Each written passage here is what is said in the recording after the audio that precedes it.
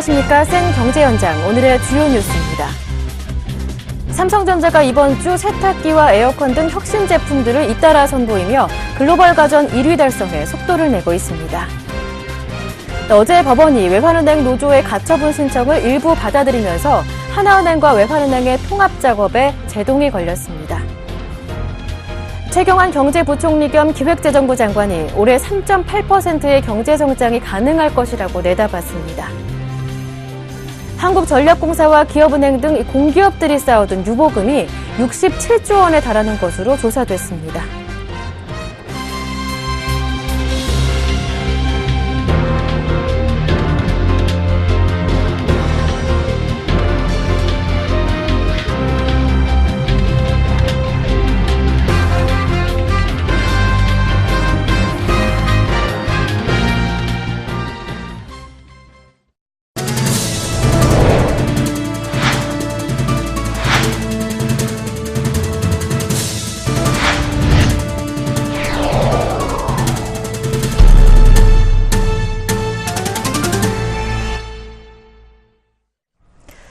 어제 코스피가 장중 연고점을 돌파한 지 하루 만에 오늘은 낙폭을 키웠습니다. 국제유가의 하락에 정유와 화학 등 대형주들의 낙폭이 키워지는 데다가 외국인과 기관의 매도 물량이 거세게 들어왔는데요. 이렇게 코스피가 계속해서 지지부진한 모습을 보이자 대한투자처로서의 코스닥의 인기는 식을 줄을 모르고 있는 상황입니다. 6년 반 만에 코스닥은 600선을 돌파했는데요. 오늘장 마감 소식 증권부 박민주 기자 연결해서 들어보겠습니다. 안녕하세요. 네, 안녕하십니까. 자세한 마감 시황 알려주시죠. 코스피 지수가 외국인과 기관의 동반 매도세에 밀려 하락 마감했습니다. 오늘 코스피 지수는 전날보다 0.51% 내린 1952.84포인트의 거래를 마쳤습니다. 국제유가 하락과 그리스 우려가 재부각되며 국내 증시에 대한 투자 심리가 냉각되고 있는 것으로 풀이됩니다. 간밤 뉴욕 상업거래소에서 서부 텍사스산 원유 가격은 전거래일 대비 8.7% 급락한 48.5달러를 기록했습니다. 아울러 유럽중앙은행은 오늘 11일부터 그리스 국채를 담보로 한 대출 승인을 중단하겠다고 발표했습니다. 투자자별로는 외국인과 기관이 동반 매도를 횡보를 보이며 지수를 끌어내렸습니다. 이날 외국인은 1,101억 원, 기관은 1,146억 원을 순매도했습니다. 개인만이 2,083억 원을 순매수하며 지수를 방어했습니다. 업종별로는 의류정밀과 종이목재를 제외한 대다수 업종이 하락했습니다. 은행이 3.74% 떨어지며 가장 큰 낙폭을 보였고 전기가스와 화학 등도 약보합세를 기록했습니다. 시가총액 상위 종목 중에서는 아모레퍼시픽이 춘절 기대감에 3.85% 올랐으며 현대모비스와 삼성생명 등이 강세를 나타냈습니다. 반면 신한지주와 KB금융 등 은행주가 급락했고 기아차와 네이버 등도 하락 마감했습니다. 코스닥 지수는 전날보다 0.43% 오른 600.81포인트의 장을 마감했습니다. 코스닥 지수가 600선을 돌파한 것은 지난 2008년 6월 26일 이후 6년 8개월 반 만입니다. 네, 한편 하나금융지주는 외환은행과의 통합 작업에 차질이 빚어지게 되자 주가가 사흘째 약세라면서요. 하나금융지주가 하나은행과 외환은행의 합병 절차 중단 소식에 급락했습니다. 하나금융지주는 오늘 주가증권시장에서 전날보다 4.86% 내린 3350원의 거래를 마치며 3거래일 연속 하락세를 이어갔습니다. 하나은행과 외환은행 간의 합병이 삐걱거리면서 주가가 연일 약세를 보이고 있는 것으로 풀이됩니다. 전날 서울중앙지법은 외환은행 노조가 제기한 하나은행과 외환은행의 통합 절차 중단 가처분 신청을 받아들였습니다. 두 은행의 합병 절차는 오는 6월 30일까지 중단됩니다.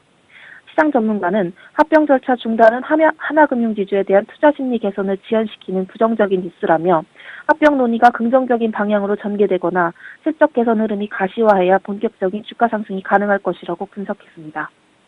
네, 말씀 잘 들었습니다. 지금까지 서울경제신문 증권부의 박민주 기자와 함께했습니다. 고맙습니다.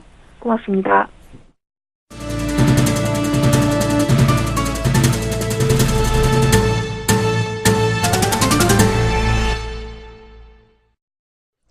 오늘의 주요 뉴스입니다. 삼성전자는 이번 주 세탁기와 에어컨, SUHD TV 등의 가전 신제품을 잇따라 선보였습니다. 이를 통해 중국 등 후발주자를 따돌리며 글로벌 가전 시장을 공략한다는 계획인데요. 정창신 기자가 전합니다. 삼성전자가 이번 주 세탁기와 에어컨, SUHD TV 등 프리미엄 생활가전을 잇따라 선보이며 글로벌 시장 공략에 나섰습니다. 삼성전자는 오늘 서울 역삼동 라움에서 SUHD-TV 미디어데이를 개최하고 신제품을 공개했습니다. 저는 이번에 선보이는 SUHD-TV야말로 기술의 진보를 넘어서 소비자에게 진정한 가치를 제공할 수 있는 프리미엄 TV라고 확신합니다. SUHD-TV는 새로워진 패널과 피크 일루미네이터 기술로 기존 TV보다 2.5배의 밝기, 더 깊은 명암비 표현이 가능해 현실 세계의 더 많은 빛을 스크린에 담아냅니다. 4m 내외인 한국 거실에 최적화된 4200R 공률의 커브드 화면은 시야 영역을 넓혀 실제보다 화면이 더 커 보이는 파노라마 효과를 선사하며 여러 명이 동시에 보더라도 평면 TV보다 더욱 선명한 화질과 몰입감을 느낄 수 있습니다. 삼성전자는 SUHD-TV를 포함한 커브드 TV 라인업을 확대해 커브드 TV 대중화를 주도한다는 전략입니다. 지난해 13개였던 커브드 TV 모델은 올해 21개 모델까지 60% 이상 늘릴 계획입니다. 이에 앞서 삼성전자는 지난 3일 서울 서초동 삼성전자 사옥에서 개최한 2015년형 세탁기 에어컨 미디어데이를 통해 세탁기와 에어컨 등 생활가전 신제품을 선보였습니다. 프리미엄 가전으로 글로벌 생활가전 시장 1위로 올라서겠다는 구상입니다. 특히 세탁기의 경우 이날 공개한 액티브워시 300만 대를 포함해 올해 세계 시장 판매 목표를 1,500만 대로 세웠습니다. 중국 관련해서는 소비자들에게 격이 있는 그런 제품을 제공함으로써 격차를 벌리도록 그럴 생각입니다. 저희들은 목표는 1,000만 대, 1,500만 대 사이 정도, 그 정도로 저희들이 예상하고 있습니다. 삼성전자는 또 사물인터넷 시대를 맞아 가전제품을 하나로 연결하는 전략을 펼칠 계획입니다. 자체 개발한 운영체제인 타이젠을 스마트 TV 전 라인업은 물론 냉장고와 세탁기, 에어컨 등에 적용해 소비자 가전 제품 전체가 하나의 통합 플랫폼으로 구현되게 한다는 것입니다. 삼성전자는 연초 신제품을 잇따라 출시하며 글로벌 시장 확대의 속도를 내고 있습니다. 삼성전자는 프리미엄 가전을 앞세워 올해 글로벌 생활가전 시장 1위를 달성하는 한편 이미 정상인 TV 시장에서는 그 입지를 더욱 확고히 하겠다는 구상입니다. 서울경제TV 정창신입니다. 어제 법원이 외환은행 노조의 합병 작업 중지 요청 가처분 신청을 일부 받아들이면서 하나은행과 외환은행 간의 통합 작업이 멈춰서게 됐습니다. 하나은행은 여전히 조기 통합의 의지를 내비치고 있지만 상황은 여의치 않아 보입니다. 정훈규 기자가 전합니다. 급물살을 타던 하나은행과 외환은행의 통합 작업이 뜻밖의 암초를 만났습니다. 법원은 어제 외환은행 노조의 합병 작업 중지 요청 가처분 신청을 일부 받아들여 6월 30일까지 합병 승인을 위한 주주총회를 열지 말 것과 의결권 행사 금지를 명령했습니다. 지난 2012년 하나금융지주와 외환은행 노조, 그리고 당시 금융위원장이 5년간 외환은행의 독립경영 보장을 골자로 체결한 217 합의서의 효력을 인정한 것입니다. 이에 따라 4월부터는 통합법인을 출범시키려던 하나금융의 목표는 물거품이 됐습니다. 조기 통합을 밀어붙였던 김정태 하나금융지주 회장은 물론이고 이번 달 내로 예비인가 승인을 내주겠다고 공언해온 신재윤 금융위원장도 업무 추진력에 상처를 입게 됐습니다. 일각에서는 이번 결정으로 앞으로 통합 작업에 있어서 금융위의 역할이 상당히 제한될 수밖에 없을 것으로 보고 있습니다. 하나금융 측은 법원 판결 직후 이의 신청을 포함한 다각도의 대책을 강구하겠다며 조기 통합을 반드시 이루겠다는 의지를 내비치고 있습니다. 하지만 상황은 하나금융에 불리하게 돌아가고 있습니다. 법원의 가처분 수용의 판단 근거가 조기 통합의 당위성 자체를 상당 부분 인정하고 있지 않기 때문입니다.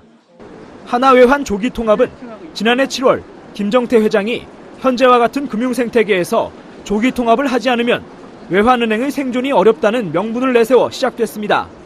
하지만 법원은 이날 판결에서 지금 당장 합병을 하지 않으면 외환은행의 생존이 위태로울 수 있는 상황이 초래된다고 단정하기 어렵다고 반박했습니다. 이는 조기 통합을 반대하는 노조 측의 논리로 활용될 수 있어 하나금융의 통합 작업에 큰 부담으로 작용할 전망입니다. 또 법원이 217 합의서의 효력을 인정한 이상 김 회장이 오는 6월까지 노조와의 전향적 협상으로 위기를 극복하지 못할 경우 하나외환 통합은 장기간 표류할 가능성이 높습니다. 노사 합의에 진전이 없을 경우 외환노조가 다시 가처분 신청에 나설 수 있기 때문입니다. 서울경제TV 정훈규입니다. 최경환 경제부총리 겸 기획재정부 장관은 어려움이 있지만 올해 3.8% 성장이 가능하고 현재는 디플레이션이 아니라 디스인플레이션 상황이라고 밝혔습니다. 그는 또 증세 논란과 관련해 투자나 배당을 하지 않는 기업에 세금을 부과하는 기업소득 환류세제를 예로 들면서 정부는 법인세를 성역화하지 않는다며 증세는 국민 합의가 없으면 갈등과 혼란을 초래할 수 있다고 지적했습니다. 최 부총리는 오늘 국회 기획재정위원회에서 그동안 적극적인 정책 대응으로 경제 회복 불씨를 살렸지만 지난해 4분기 부진 등으로 회복 모멘텀이 미약한 상황이라고 현재의 경기를 진단했습니다. 그는 이럴 때일수록 경제 체질 개선과 경제 활력 제고를 균형 있게 추진해야 한다고 강조했습니다. 최 부총리는 특히 대내외 여건이 녹록지 않지만 유가 하락, 한중 자유무역 협정, 확장적 정책, 금리 인하 등 경기 상승 요인이 제대로 작동하면 올해 정부 목표치인 3.8% 성장률 달성이 가능하다고 말했습니다. 한국전력공사와 기업은행 등 공기업들이 쌓아둔 유보금이 67조 원에 달하는 것으로 조사됐습니다. 한국경제연구원은 오늘 유보금과 배당, 정부 출자기관을 중심으로라는 보고서에서 정부 출자기관의 유보금이 2013년 기준 67조 1,479억 원으로 집계됐다고 밝혔습니다. 이 가운데 기업은행 등 금융기관을 제외한 유보금은 47조 1,415억 원으로 파악됐습니다. 이는 금융업을 제외한 유가증권시장 상장사 유보금의 8.6%에 해당합니다.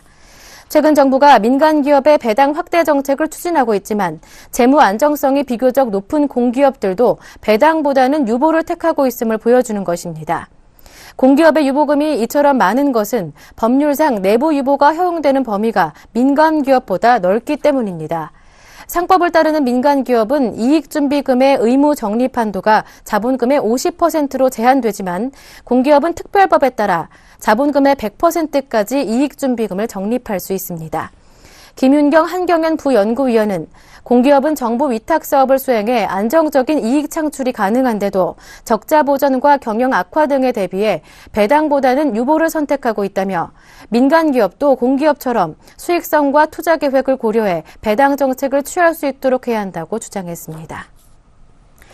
전국경제인연합회 허창수 회장이 전경련 회장을 세 차례 연임하게 됐습니다. 전경련은 허 회장의 임기가 10일 만료됨에 따라 지난달 초부터 차기 회장 추대를 위해 회장단을 포함한 재계 원로들의 의견을 수렴한 결과 허 회장을 재추대하는 것으로 의견이 모아졌다고 밝혔습니다. 전경련은 오늘 10일 전체 회원에 참가하는 정기총회에서 허 회장을 제35대 회장으로 선출할 예정입니다. 이로써 2011년 2월부터 4년간 전경련을 이끌어온 허 회장은 앞으로 2년간 세 번째 연임을 하게 됐습니다. 허 회장은 차기 전경련 회장직을 고사했지만 중량감 있는 다른 후보가 없는 데다 그간 무난하게 전경련을 이끌어왔다는 점에서 재추대가 유력시 되었습니다. 그러나 전경련은 허 회장을 포함해 총 21명으로 구성된 회장단 구성에 난항을 겪고 있는 것으로 알려졌습니다.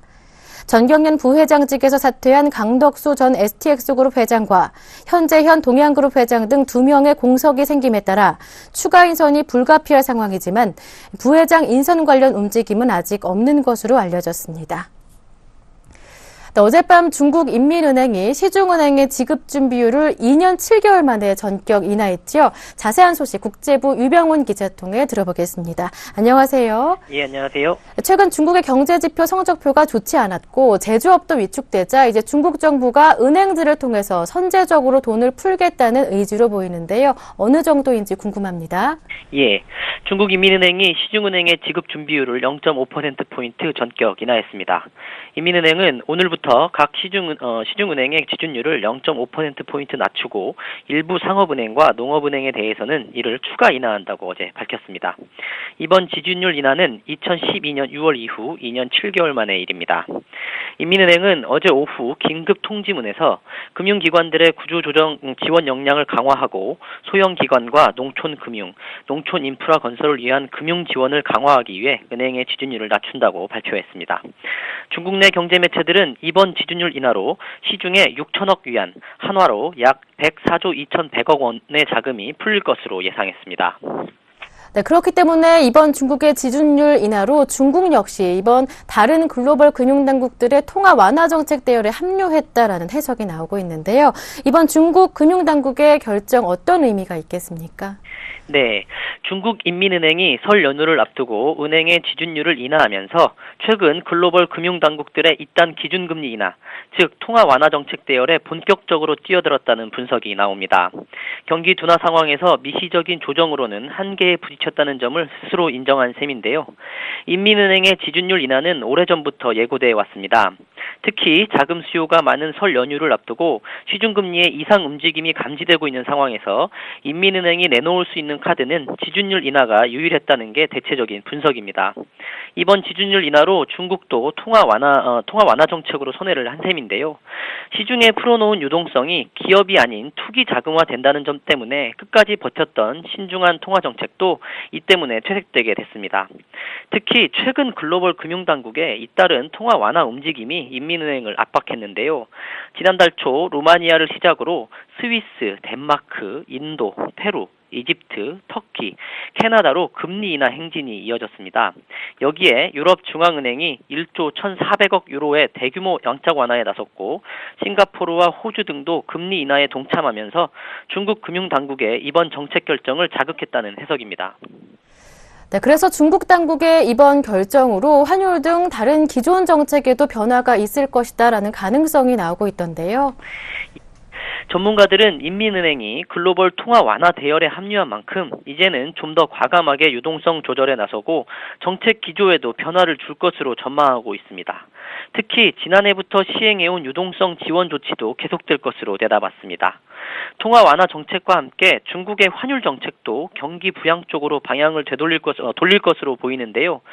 최근 국가 외환국이 발표한 지난해 4분기 중국의 자본 적자는 17년 만에 최대치를 기록했는데 이에 따라 자본 유출입의 변동에 대비한 조치가 뒤따를 것으로 전망되고 있습니다. 중국의 자본 수지가 대규모 적자를 기록한 것은 중국 기업들의 해외 투자가 늘어난 데다가 달러화 강세로 위안화 투자의 매력이 떨어지면서 중국 내 자금이 해외로 빠져나갔기 때문으로 분석됩니다. 네, 오늘 말씀 잘 들었습니다. 지금까지 서울경제신문 국제부의 유병훈 기자와 함께했습니다. 고맙습니다. 네, 고맙습니다.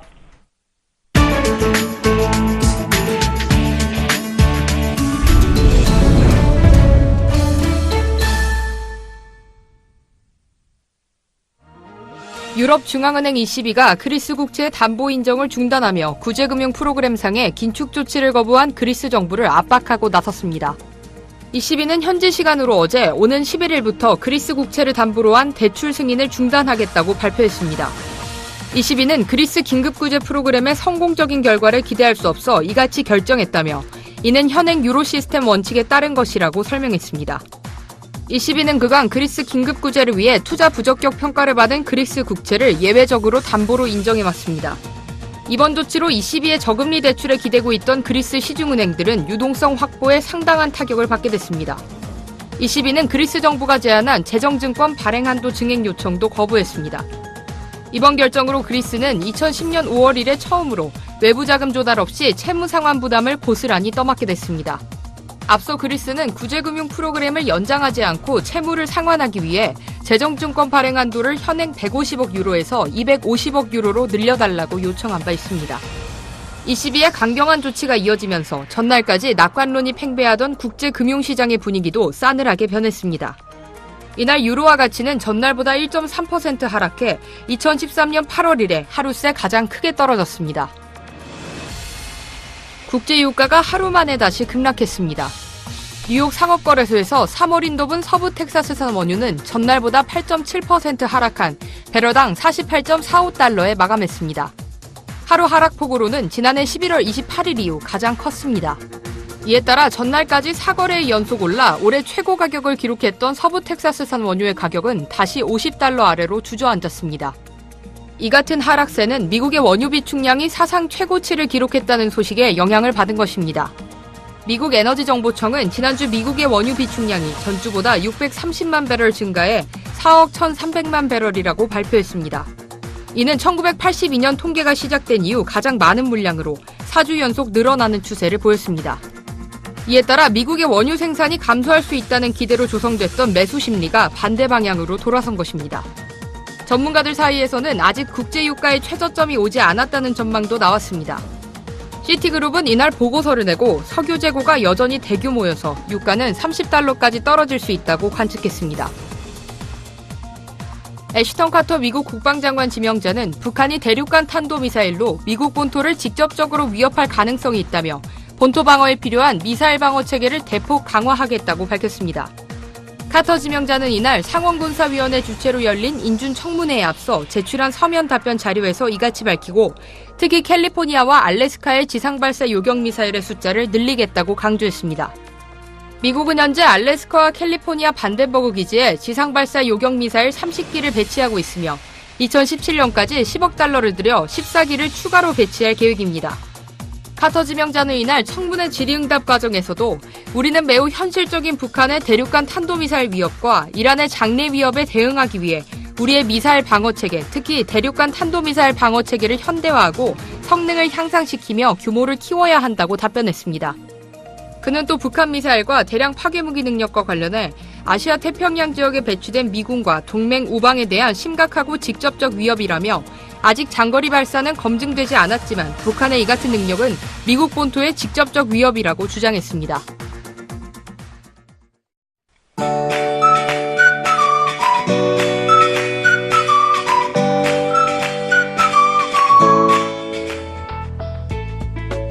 안녕하세요. K웨더 라이프스타일 예보 차시입니다. 현재도 대부분 지방의 공기가 탁합니다. 내일은 바람이 강하게 불어 출근길에 춥겠지만 정체하는 대기 오염물질이 적어 미세먼지 농도는 보통 단계가 되겠습니다. 내일 출근길도 공기가 차갑겠는데요. 아침 기온 서울 영하 4도, 춘천 영하 6도, 대전 영하 5도, 전주 영하 4도를 보이겠고 바람이 강하게 불면서 체감 온도는 더욱 낮아 춥겠습니다. 하지만 낮에는 기온이 오르면서 활동하기 수월해지겠습니다. 바람이 강하게 불면서 출근길에 춥겠지만 대기의 순환은 원활해 정체하는 대기 오염물질이 적어 전국의 미세먼지 농도는 보통 단계가 되겠습니다. 다만 늦은 오후부터 서풍을 타고 유입되는 국외 대기 오염물질의 영향으로 강원 영동을 제외한 중부지방을 중심으로 나쁨 단계를 보일 때가 있겠습니다. 현재 일부 지방에 구름이 껴있긴 하지만 전국 대부분 지방이 맑습니다. 동해안 지방을 중심으로는 흐린 가운데 약하게 눈이 내리고 있는데요. 이 눈은 저녁에 그치겠습니다. 내일 예상 일기도에서 보시다시피 등압선 간격이 조밀합니다. 등압선 간격이 조밀하다는 건 바람이 강하게 분다는 뜻인데요. 내일 강한 바람이 예상되는 만큼 건강관리와 시설물 관리에 유의하시기 바랍니다. 그럼 자세한 지역별 내일 날씨는 나절 예보를 통해 알아보겠습니다. 중부지방 맑은 가운데 아침 기온 서울 영하 4도 등 춥겠습니다. 옷 단단히 챙겨 입으시기 바랍니다. 한낮에는 서울 영상 5도 예상됩니다. 동해안 지방은 맑겠고 울릉도는 구름 많다 저녁 나절이 되어서야 점차 맑아지겠습니다. 낮 기온 강릉 영상 8도 등으로 크게 오르겠습니다. 호남과 영남은 맑겠고 제주도는 낮나절부터 맑아지겠습니다. 아침 기온 전주 영하 4도에 바람이 강하게 불면서 체감 온도는 더 낮겠습니다. 전해상도 대체로 맑겠습니다. 바다의 물결은 남해와 동해상에서 최고 3m로 높게 일겠고 서해상에서도 최고 2.5m로 다소 높은 수준이 되겠습니다. 모레 토요일까지는 예년보다 높은 기온 분포를 보이겠습니다. 하지만 일요일 영하 9도, 월요일에는 영하 10도까지 떨어지면서 반짝 강추위가 찾아오겠습니다. 날씨였습니다.